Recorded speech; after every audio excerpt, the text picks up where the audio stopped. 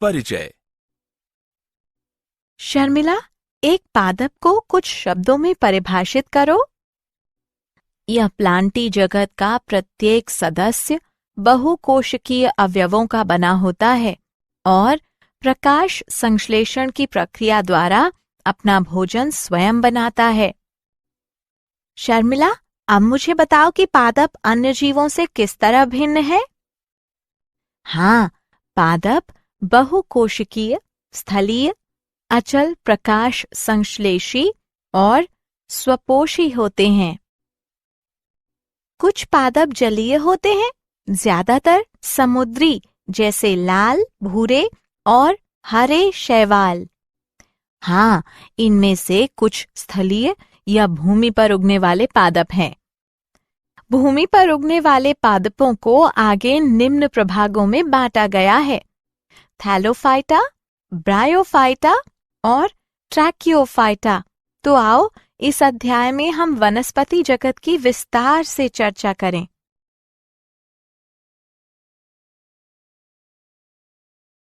उद्देश्य।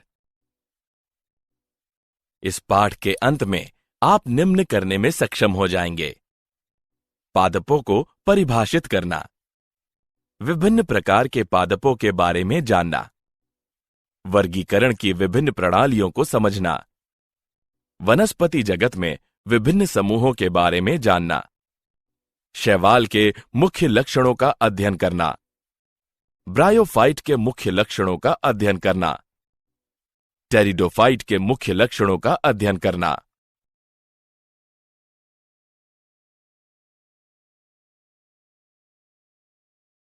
वर्गीकरण की कृत्रिम पद्धति।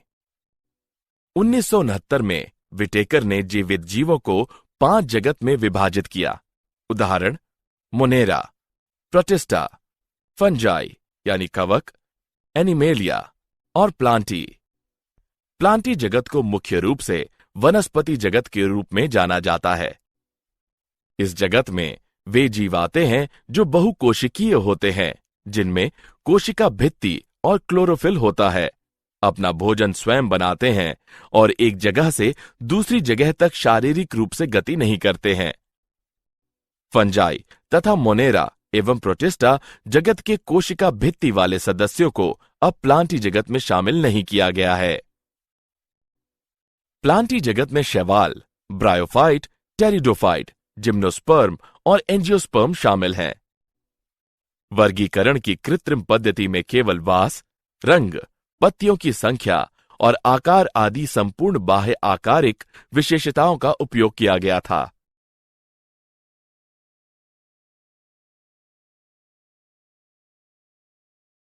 वर्गीकरण की प्राकृतिक पद्धति। वर्गीकरण की प्राकृतिक पद्धति जीवों के बीच प्राकृतिक संबंधों पर आधारित था तथा बाह्य गुणों के साथ साथ आंतरिक गुणों जैसे परारचना, शरीर, भ्रूण विज्ञान और पादप रसायन के रूप में समझा जाता है। पुष्पी पौधों के लिए वर्गीकरण की प्राकृतिक पद्धति को जॉर्ज बेंथम और जोसेफ डाल्टन हुकर ने सुझाया था।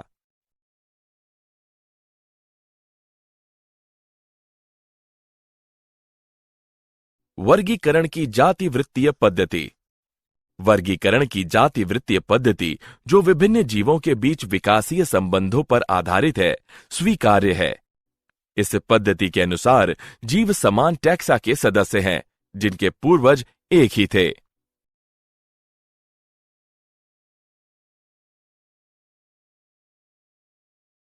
शैवाल। शैवाल क्लोरोफिल युक्त सरल, थैलॉइड, स्वपोषी तथा मुख्यतः अलवर्णीय एवं समुद्री जल के जीव हैं। वे विभिन्न वास स्थलों जैसे नमयुक्त पत्थरों, मिट्टी और लकड़ी में पाए जाते हैं। कुछ शैवाल कवक यानी लाइकन और जंतुओं के संगठन में भी पाए जाते हैं। शैवालों के माप और आकार में बहुत भिन्नता होती है। कुछ समुद्री शैवाल जैसे कि केल्प लगभग 60 से 100 मीटर तक बहुत विशालकाय होते हैं। शैवालों का आकार सूक्ष्मदर्शी एक कोशिक जैसे क्लेमाइडोमोनास से लेकर कॉलोनीय जैसे वॉलवॉक्स तथा तंतुमयी यूलोथ्रिक्स एवं स्पाइनोगायरा तक हो सकता है। शैवाल में जनन कायिक, अलैंगिक और लैंगिक विधियों द्वारा होता है। कायिक जनन विखंडन विधि द्वारा होता है। प्रत्येक खंड से थैलस बन जाता है। अलैंगिक जनन विभिन्न प्रकार के बीजाणुओं द्वारा होता है। सामान्यतः ये बीजाणु जूस्पोर होते हैं। जूस्पोर कशाभिक यानी गतिशील होते हैं और अंकुरण के बाद इनसे नए पौधे बन जाते हैं। शैवाल में लैंगिक जनन दो युग्मकों के संलयन द्वारा होता है। ये युग्मक कशाभिक युक्त और आकार में समान, जैसे कि क्लेमाइडोमोनास, या कशाभिक विहीन लेकिन आकार में समान, जैसे कि स्पायरोगायरा हो सकते हैं। ऐसे जनन को समयुग्मकी कहते हैं। आकार में भिन्न दो युग्मकों का संलयन असमयुग्मकी कहलाता है, जैसे कि क्लेमाइडोमोनास कुछ प्रजातियों में। एक बड़े अचल यानी स्थैनिक मादा युग्मक और एक छोटे चलयमान नर युग्मक के बीच संलयन विषम युग्मकी लैंगिक जनन कहलाता है। उदाहरण वॉलवॉक्स, फ्यूकस।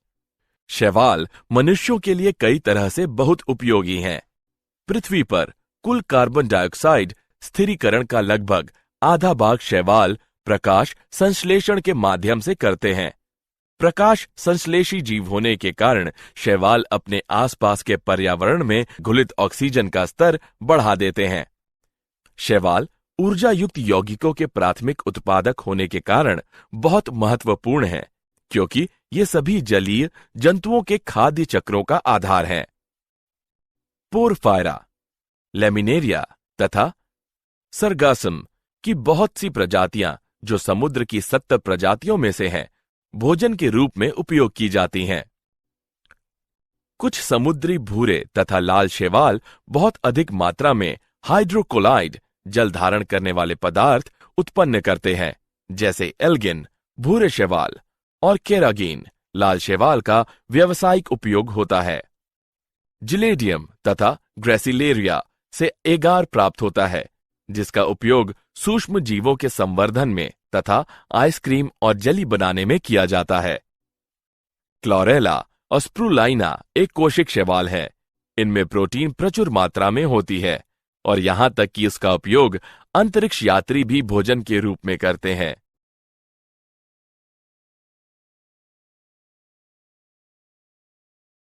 शैवाल का वर्ग क्लोरोफाइसी। शैवाल को 3 मुख्य वर्गों में विभाजित किया गया है: क्लोरोफाइसी, फियोफाइसी और रोडोफाइसी। क्लोरोफाइसी के सदस्यों को प्रायः हरा शैवाल कहते हैं। इनका पादप शरीर एक कोशिकीय कॉलोनी में अथवा तंतुमय हो सकता है। वर्णक क्लोरोफिल पर्णहरिम ए तथा बी के प्रभावी होने के कारण इनका रंग हरी घास की तरह होता है। ये वर्णक सुस्पष्ट क्लोरोप्लास्ट में सीमित होते हैं। विभिन्न प्रजातियों में क्लोरोप्लास्ट डिस्क प्लेट की तरह जालिकाकार, कप के आकार, सप्रिल या रिबन के आकार के हो सकते हैं। क्लोरोफाइसी के अधिकतर सदस्यों के क्लोरोप्लास्ट में पायरिनाइड नामक एक या एक से अधिक संग्रह निकाय पाए जाते हैं। पायरिनाइड में स्टार्च के अलावा प्रोटीन भी होती है। कुछ शैवाल तेल बुंदक के रूप में भोजन संचित कर सकते हैं। हरे शैवाल में प्रायः एक कठोर कोशिका भित्ति होती है, जिसकी भीतरी सतह सेल्यूलोज और बाहरी सतह पेक्टोज की बनी होती है। कुछ सामान्य रूप से पाए जाने वाले हरे शैवाल हैं क्लेमाइडोमोनास, वॉलवॉक्स, यूलोथ्रिक्स, स्पायरोगायरा और कारा।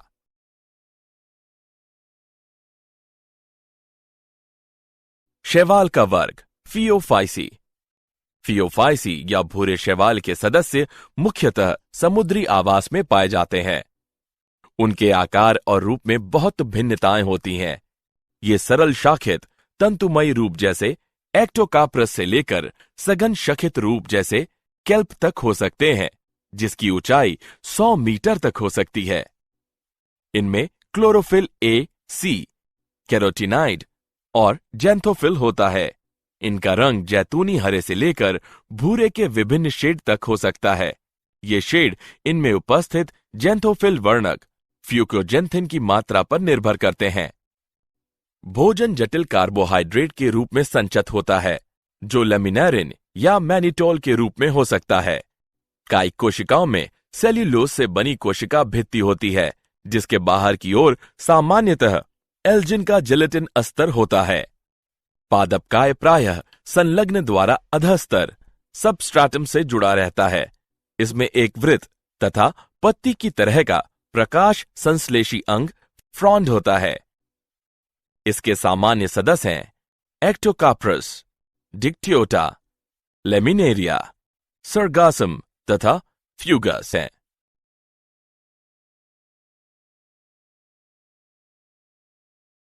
शैवाल का वर्ग रोडाफाइसी। रोडोफाइटा को सामान्य रूप से लाल शैवाल कहते हैं, क्योंकि इनमें शरीर के लाल वर्णक R-फाइकोएरिथ्रिन की अधिकता होती है। अधिकांश लाल शैवाल समुद्र में पाए जाते हैं और इनकी बहुलता समुद्र के गर्म क्षेत्रों में अधिक होती है। इनमें से कुछ की शारीरिक संरचना बहुत जटिल होती है। ये पानी की सतह पर जहां अधिक प्रकाश होता है वहां भी पाए जाते हैं, और समुद्र की गहराइयों में भी जहां अपेक्षाकृत प्रकाश कम होता है। अधिकांश लाल शैवाल का लाल थैलस बहुकोशिकीय होता है। भोजन फ्लोरिडियन स्टार्च के रूप में संचित होता है, जिसकी संरचना एमाइलोपेक्टिन तथा ग्लाइकोजन की तरह होती है। इसके सामान्य सदस्य पोलिसाइफोनिया, पोरफायरा, ग्रेसिलेरिया तथा जिलेडियम है।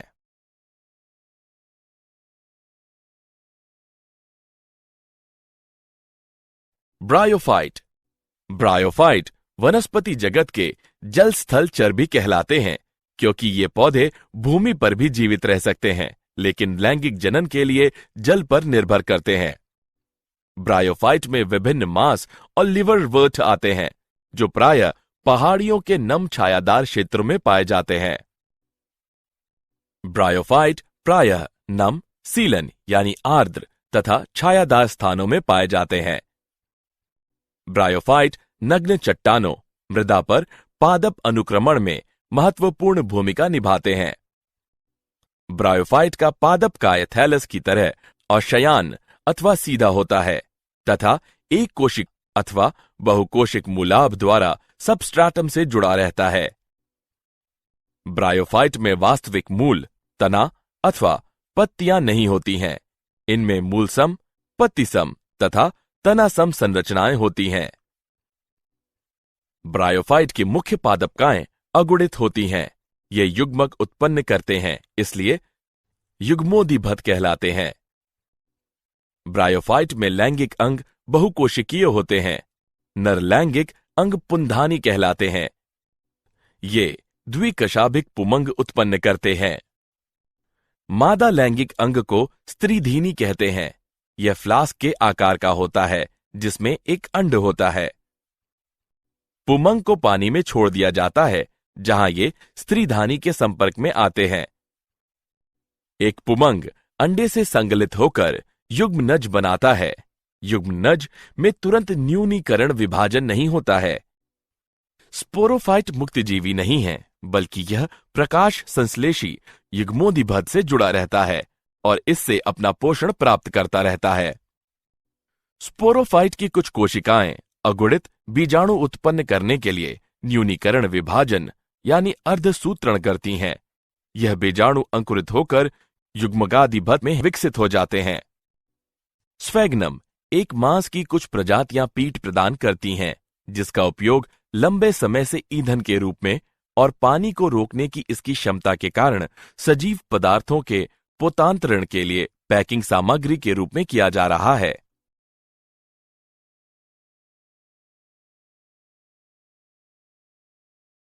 लीवरवर्ट।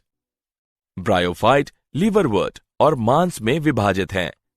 लीवरवर्ट प्रायः नमी, छायादार स्थानों जैसे नदियों के किनारे, दलदले स्थानों, गीली मिट्टी, पेड़ों की छालों और लकड़ियों के भीतर उगते हैं। ये भूमि पर हरी कोशिकाओं की चिकनी परत बनाते हैं। लीवरवर्ट छोटे साधारण गैर संवहनी पादप हैं, जिनमें मूल, तने या पत्तियां नहीं होती हैं। एक लीवरवर्ट का पादपकाय थैलासाब होता है, जैसे मार्केंशिया। थैलस पृष्ठाधर और अधःस्तर से बिल्कुल चिपके रहते हैं। पत्तीदार सदस्यों में पत्ती की तरह छोटे उपांग तने जैसी संरचनाओं पर 2 पंक्तियों में होते हैं।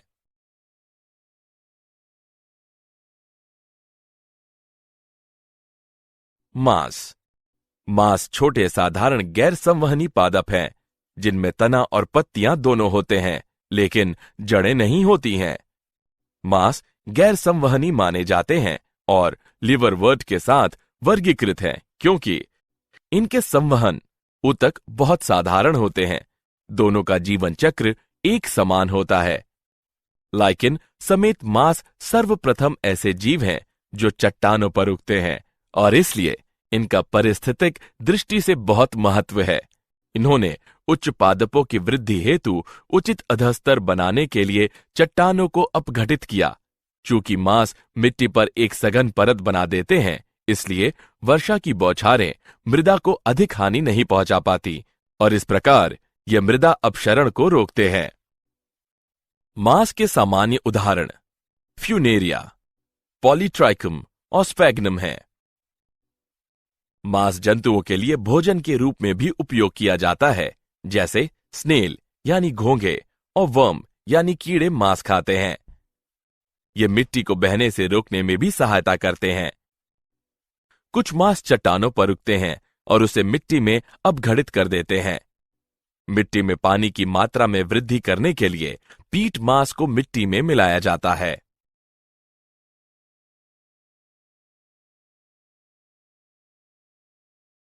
टेरिडोफाइट में हॉर्सटेल और फर्न आते हैं। टेरिडोफाइट का उपयोग औषधीय प्रयोजनों के लिए और मृदा योजक के रूप में किया जाता है। ये प्रायः सजावटी पौधे के रूप में उगाए जाते हैं। विकास की दृष्टि से ये स्थल पर उगने वाले सर्वप्रथम पौधे हैं, जिनमें संवहन, ऊतक, जाइलम और फ्लोएम होते हैं। टेरिडोफाइट प्रायः ठंडे, नम, छायादार स्थानों पर पाए जाते हैं, यद्यपि कुछ रेतीली मिट्टी में भी ये अच्छी तरह से उगते हैं। टेरिडोफाइट में मुख्य पादपकाएं बीजाणुदिभद स्पोरोफाइट हैं, जो कि वास्तविक मूल तना और पत्तियों में विभेदित होते हैं। स्पोरोफाइट में सुस्पष्ट संवहन ऊतक होते हैं। टेरिडोफाइट में पत्तियां छोटी यानी लघुपर्ण, उदाहरणतः सिलेजिनेला, अथवा बड़ी बृहत पर्ण होती हैं, जैसे फर्न। स्पोरोफाइट में बीजाणुधानी होते हैं, जो बीजाणुपर्ण कहलाने वाली पत्ती जैसे उपांगों पर लगी रहती हैं। कुछ स्थितियों में बीजाणुपर्ण स्ट्रॉबेरी या शंकु सिलेजिनेला इक्विसीटम कहलाने वाली सुस्पष्ट सघन संरचना बना सकते हैं। बीजाणु गैर संवहनी पादपों की जनन कोशिकाएं हैं। फर्न के पौधे की पत्तियों के पृष्ठभाग पर छोटे काले बिंदुओं की पंक्ति होती है। यह छोटे बिंदु हानिकारक नहीं होते हैं। इनमें बीजाणु कहलाने वाली असंख्य छोटी जनन कोशिकाएं होती हैं। बीजाणुधानी में बीजाणु मात्र कोशिकाओं में अर्धसूत्री विभाजन होने के कारण बीजाणु उत्पन्न होते हैं। बीजाणु अंकुरित होने पर एक अस्पष्ट, छोटे लेकिन बहुकोशिकीय, मुक्तजीवी, अधिकांशतः प्रकाश संश्लेषी थैलाम युग्मकोदिभद बनाते हैं, जिसे प्रोथैलस कहते हैं। वृद्धि करने के लिए इन युग्मकोदिभद को ठंडे, नम, छायादार स्थानों की जरूरत होती है। युग्मकोदिभद के नर तथा मादा लैंगिक अंग होते हैं, जिन्हें क्रमशः पुंधानी तथा स्त्रीधानी कहते हैं। पुंधानी से पुमणु नर युग्मकों के निकलने के बाद उन्हें स्त्रीधानी के मुंह तक पहुंचाने के लिए पानी की आवश्यकता होती है। स्त्रीधानी में स्थित अंड के साथ नर युग्मक संलयन करके युग्मनज बनाता है। उसके बाद युग्मनज एक बहुकोशिकीय सुस्पष्ट स्पोरोफाइट बन जाता है, जो टेरिडोफाइट की प्रभावी अवस्था है।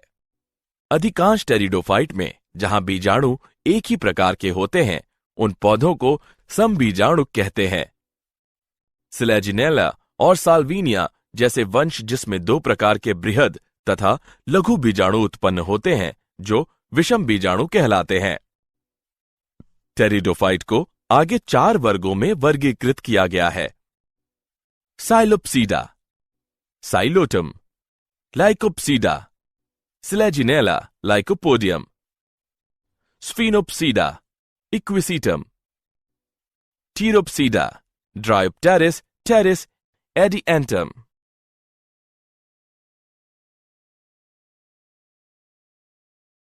क्या आप जानते हैं ब्रायोफाइटा शब्द की खोज 1684 में रॉबर्ट ब्राउन द्वारा की गई। भारत में प्रोफेसर S.R. कश्यप को भी ब्रायोफाइटा विज्ञान का जनक कहा जाता है।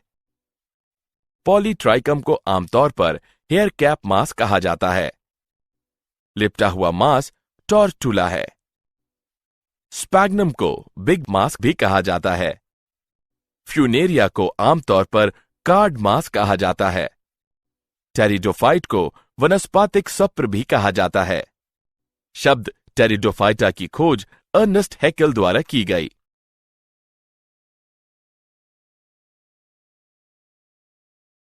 सारांश। आइए हमने जो कुछ सीखा है उसे संक्षेप में दोहराएं। वनस्पति जगत में शैवाल, ब्रायोफाइट, टेरिडोफाइट, जिम्नोस्पर्म और एंजियोस्पर्म शामिल हैं। शैवाल क्लोरोफिल युक्त सरल, थैलासाब, स्वपोषी और मुख्यतः जलीय जीव हैं। वर्णक के प्रकार तथा भोजन संग्रह के प्रकार के आधार पर शैवाल 3 वर्गों में विभक्त किए गए हैं। ये हैं क्लोरोफाइसी, फियोफाइसी और रोडोफाइसी। ब्रायोफाइट वे पौधे हैं जो मिट्टी में उग सकते हैं, लेकिन उनका लैंगिक जनन पानी पर निर्भर करता है। ब्रायोफाइट का मुख्य पादपकाय उगमक उत्पन्न करने वाला होता है, जो युग्मकोदिभद कहलाता है। टेरिडोफाइट में मुख्य पौध स्पोरोफाइट है, जो वास्तविक मूल, तना और पत्तियों में विभेदित होता है। इन अंगों में अच्छी तरह से विभेदित संवहन ऊतक होते हैं। स्पोरोफाइट पर बीजाणुधानी होती हैं, जिसमें बीजाणु बनते हैं। बीजाणु अंकुरित होकर युग्मकोदिभद बनाते हैं, जिसे उगने के लिए ठंडे, नम स्थानों की जरूरत होती है।